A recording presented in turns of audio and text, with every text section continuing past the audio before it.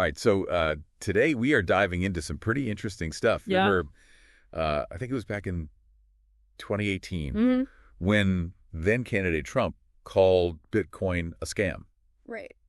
and pretty much dismissed the entire crypto world. Yeah. It's just a bunch of like smoke and mirrors. Oh, yeah. I remember that very clearly. He said it was going to crash.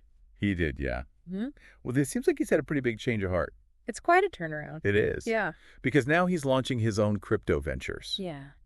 So we're going to try to understand all of this today, Mm-hmm. focusing specifically on President-elect Trump's Trumbek coin and his decentralized finance platform, Right. World Liberty Financial, Yeah. or WLFI. No, up high. We'll look at what it all means, not just for the crypto world, but for everyday people like you and me. Yeah, because these decisions at the top, these guys in finance and politics, Right. it always trickles down to us. Absolutely. To our wallets. Yeah, whether we're investing in crypto or not. Yeah, exactly. So let's start with this Trumbek coin. Oh. It launched just a couple days ago on January 17th on the Solana blockchain, Okay. one of the newer, faster blockchains out there. Right. And it's already valued at over $6 billion. Wow. With a B.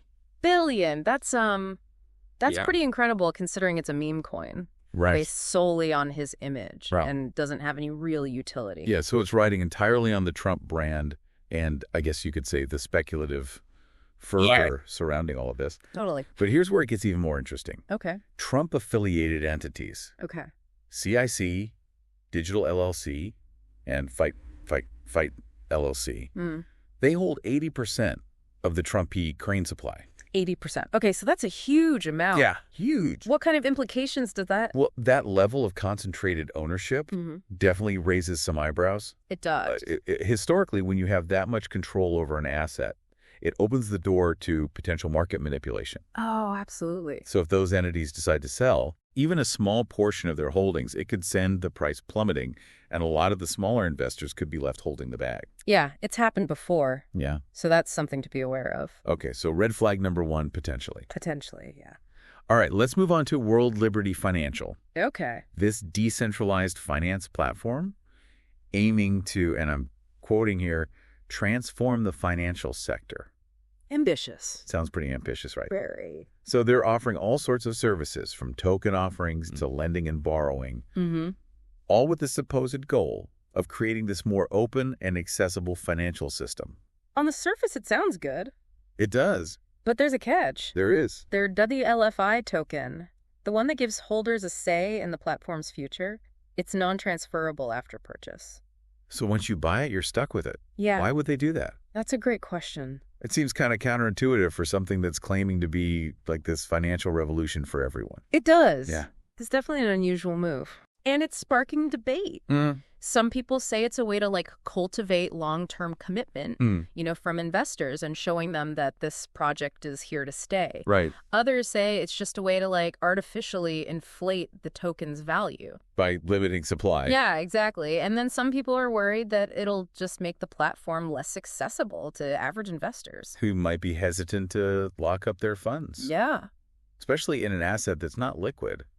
Yeah, I mean, if you can't get your money out easily, a lot of people are going to be hesitant. Right. So it could actually end up discouraging the very people they claim to be empowering. Right. It's interesting. Okay, so let's talk about Justin Sun now, Okay. the founder of the Tron blockchain. Mm-hmm. Bit of a controversial figure in the crypto world. Yes. He's WLFI's biggest investor, Yeah, he dropped $30 million into it. $30 million big endorsement, Big endorsement, yeah. and he's also a key advisor to the project. He's a big player. He is. You can't deny his influence. And that investment definitely gives WLFI some credibility.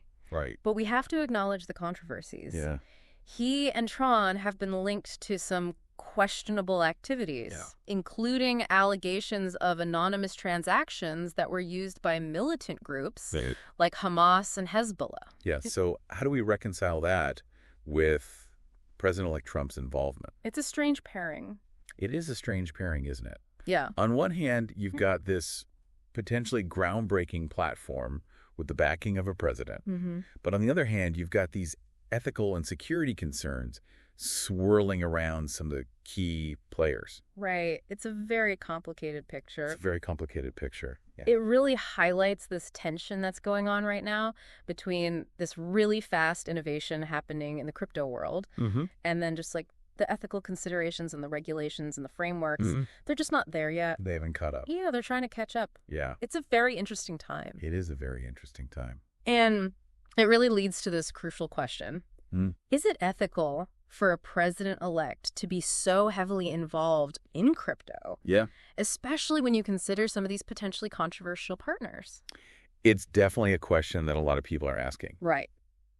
It's one thing for a private citizen to like dabble in these kind of risky investments. Yeah. But when we're talking about the president, the highest office in the land, Right. stakes are much higher. Yeah, the potential for conflicts of interest Huge. is enormous. Yeah. And critics are already saying, you know, is President-elect Trump going to use his political influence to like benefit his own crypto holdings? Right.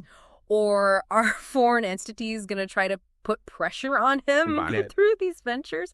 It's a slippery slope. Yeah, it is. It's understandable why ethics experts are a little worried. And it's not just the ethics. Right. Right? What about security? Yeah. So if a platform like WLFI, with its ties to Tron and Justin Sun, were to become like a major player in the financial system, right? Wouldn't that make it a prime target for hackers? Absolutely. Or even nation states yeah. looking to cause chaos? Those cybersecurity implications are huge. Yeah. We're talking about a platform that wants to handle tons of money Right. and really sensitive financial data.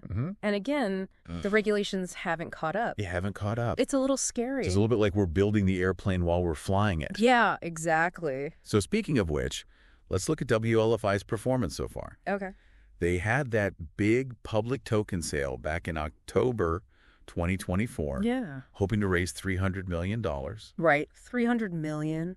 They ended up with a pretty measly $13.5 million. That's a big difference. Yeah.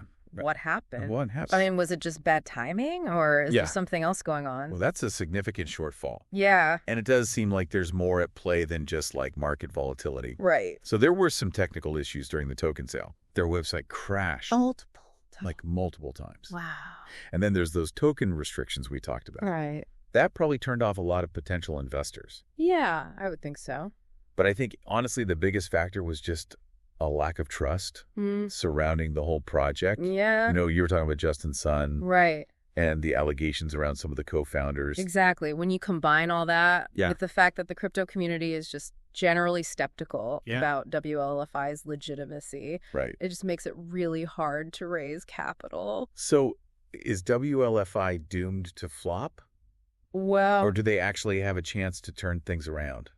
it's hard to say. Yeah. It's too early to tell. Yeah, They've definitely got a lot of challenges to overcome, they do. but they do have that Trump name recognition, Yeah, and they've got a powerful network of allies. right. It'll be interesting to see what happens. It sounds like the next few months are going to be crucial for them. Yeah, I think so. And in the meantime, the rest of us are left wondering, Right. what does all of this mean for the future of crypto? Yeah. What does it mean for government regulation? Yeah. And what does it mean for everyday people For all of us.